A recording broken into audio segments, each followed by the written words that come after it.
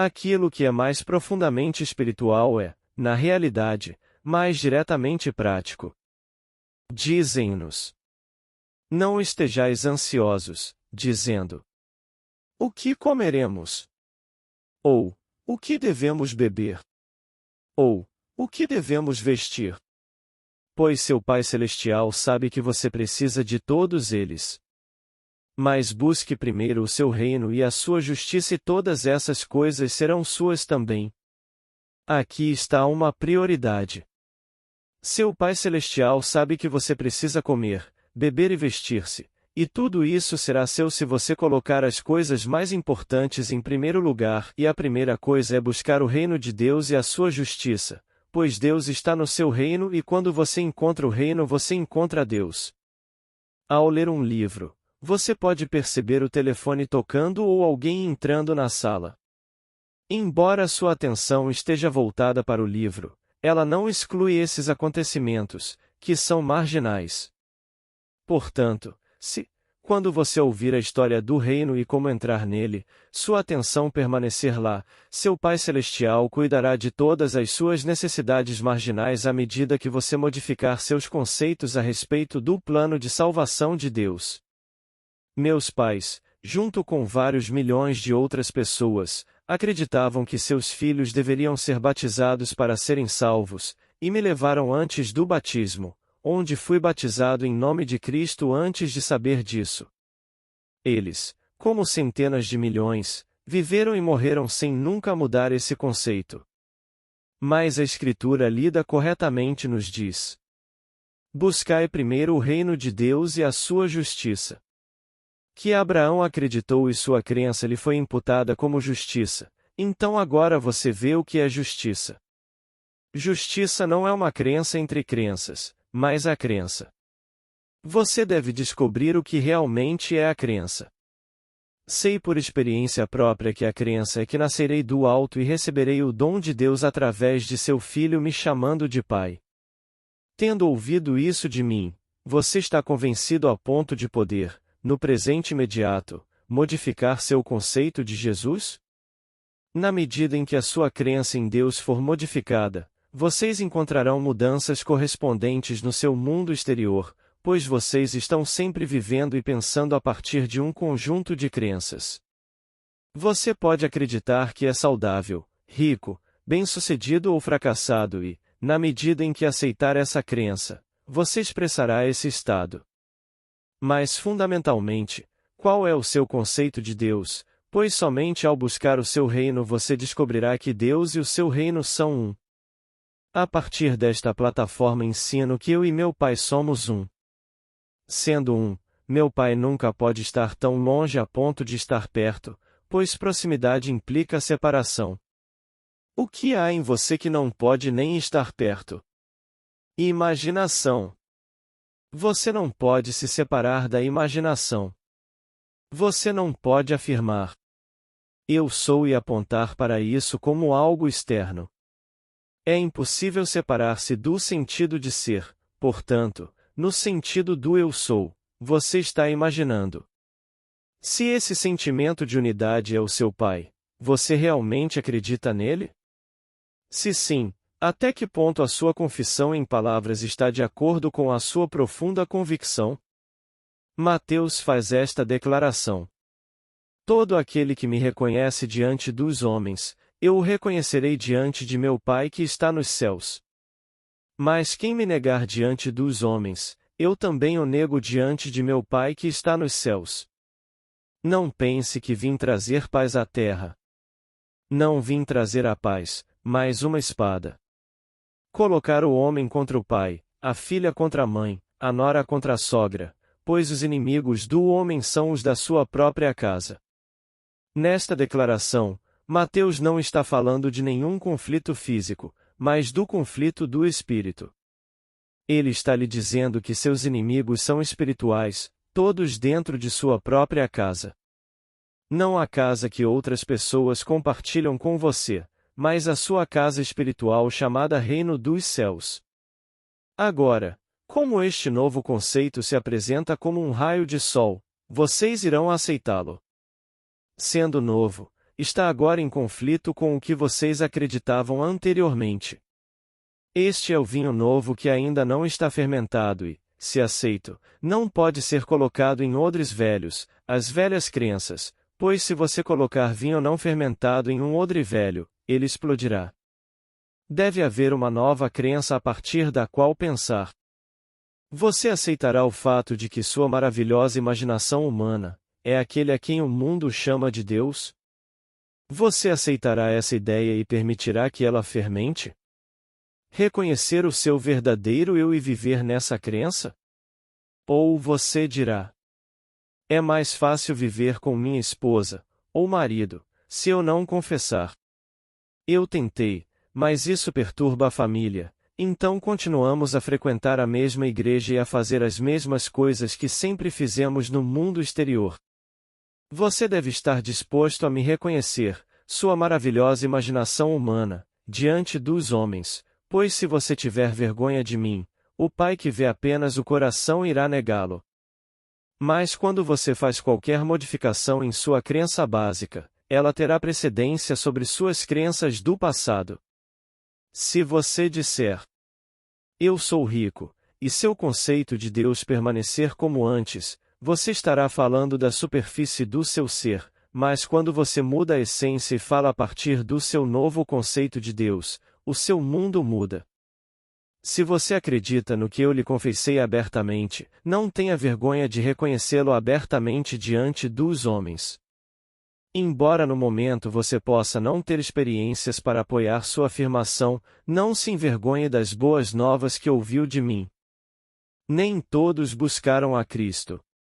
Alguns o encontraram e trouxeram outros. No livro de João somos informados de que André descobriu que sua imaginação era Jesus e contou a seu irmão Pedro. Filipe o encontrou e trouxe seu amigo Nataniel. Pedro e Natanael não eram buscadores, mas foram apresentados à verdade. E quem eles encontraram? Aquele de quem falaram Moisés, a lei e os profetas, Jesus de Nazaré. Onde ele está? Venha e você verá que o drama é sobrenatural. Tendo ouvido a verdade de alguém que a experimentou, você rejeita minhas palavras ou as aceita? Se você aceitar minhas palavras e brincar com essa ideia a ponto de se apaixonar, você modificará sua antiga crença a respeito de Cristo Jesus. Esta noite, 1 bilhão acredita em um pequeno ser pessoal que caminhou pela Terra há 2000 anos, porque não entende o conceito que é a visão de Jesus Cristo. Agora ouça estas palavras de Blake. Nenhum indivíduo deve apropriar-se ou a sua emanação de quaisquer características universais de Davi ou Eva, da mulher ou do Senhor, e ele está certo. Qualquer apropriação da universalidade por um indivíduo é uma negação da unidade de todos à maneira divina. Pensar que eu, Neville, e somente eu teremos essa experiência, que ela é minha e não será compartilhada por outros, é negar a fraternidade universal de todos. Davi não é apenas meu filho, ele é nosso filho.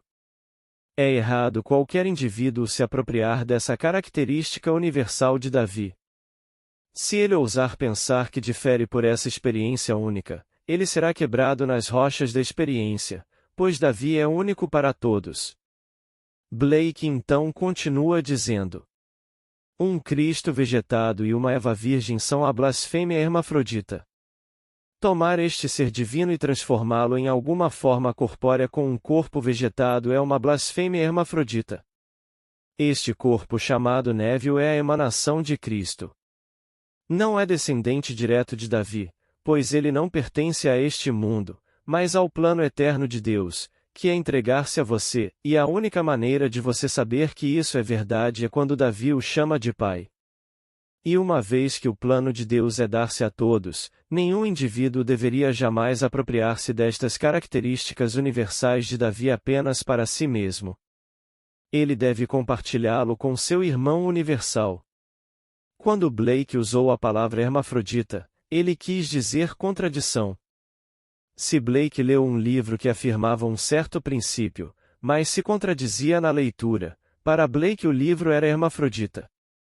Para ele, Todas as religiões ortodoxas eram hermafroditas, porque contradizem o princípio que ensinam. Dizendo que Deus é misericordioso, eles matam em nome de Deus, então onde está a misericórdia? Então Blake está falando de uma contradição de princípio. No começo você era espírito, mas agora você está se transformando e adorando um homem de carne? Isso é blasfêmia hermafrodita. Mas mesmo que você tenha acreditado que Cristo era um homem segundo a carne, uma vez que você tenha experimentado o reino, você não o verá mais assim. Paulo foi ensinado que Cristo era um ser fora dele que andou na terra, quando de repente agradou a Deus revelar seu Filho nele. Então, disse Paulo, não consultei carne e sangue. A partir daquele momento ele proclamou publicamente a boa nova que havia recebido no Espírito. Aqui está a história de um homem que aprendeu a não pedir ajuda a ninguém de fora, pois toda ajuda vinha de dentro dele. Quando menino, ele pertencia a uma família muito pobre de 5 pessoas que morava na Rússia. Aos 8 anos, ele fazia tarefas para ganhar dinheiro para ajudar a alimentar a família. Nunca tendo feito uma boa refeição, uma camisa, calças ou sapatos novos, ele conhecia o horror associado a um grupo minoritário, já que sua família era judia.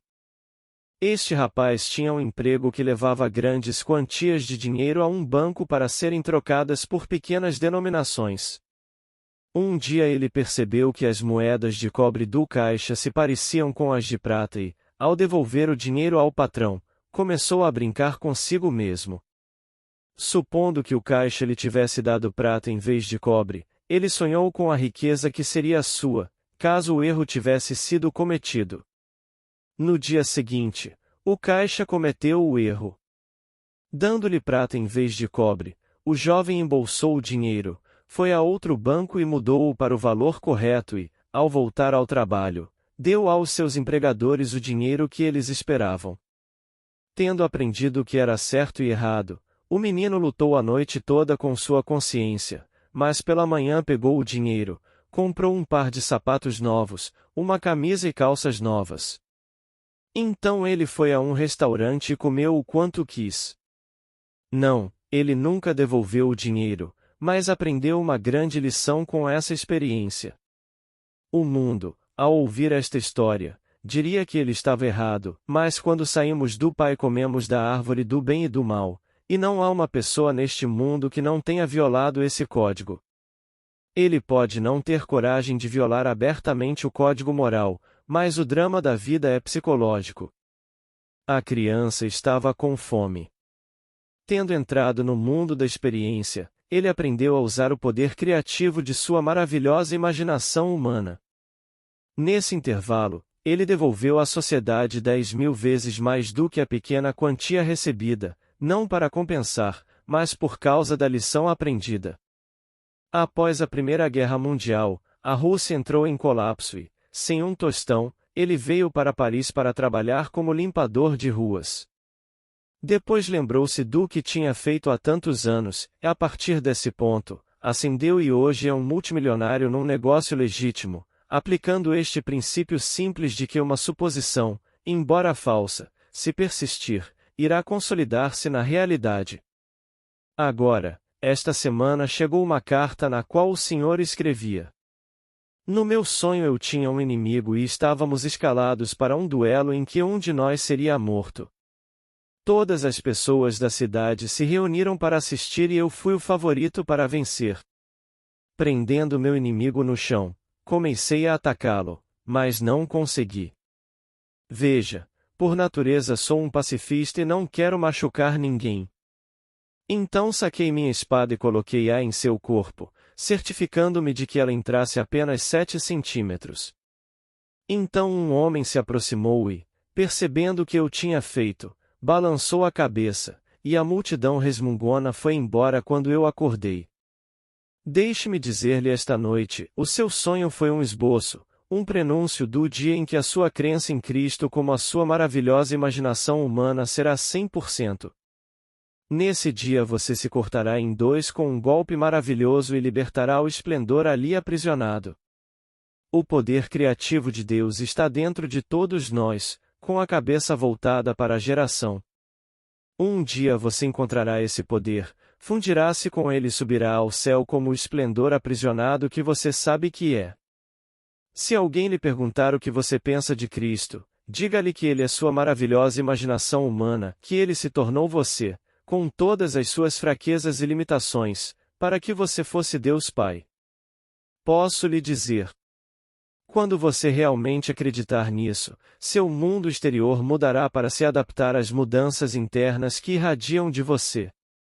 Seu mundo está sempre refletindo e refletindo todas as suas crenças, portanto, qualquer modificação de uma crença causará uma mudança em seu mundo exterior.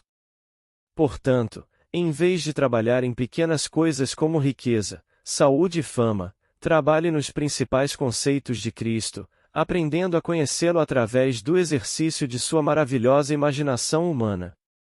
Pergunte a qualquer homem na rua se ele é cristão e ele dirá: sim, mas a definição dele de cristão pode ser totalmente diferente da sua.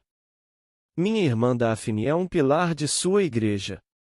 Ela se considera cristã e eu acredito que também, mas temos conceitos totalmente diferentes de Cristo como plano de redenção.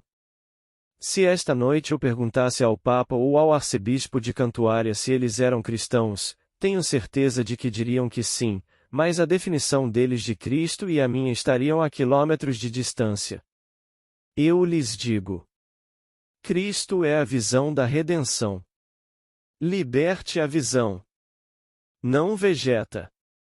Não coloque isso em um corpo físico e transforme-o em alguma coisinha que morre. Cristo está em você, mas ele pertence a um mundo totalmente diferente.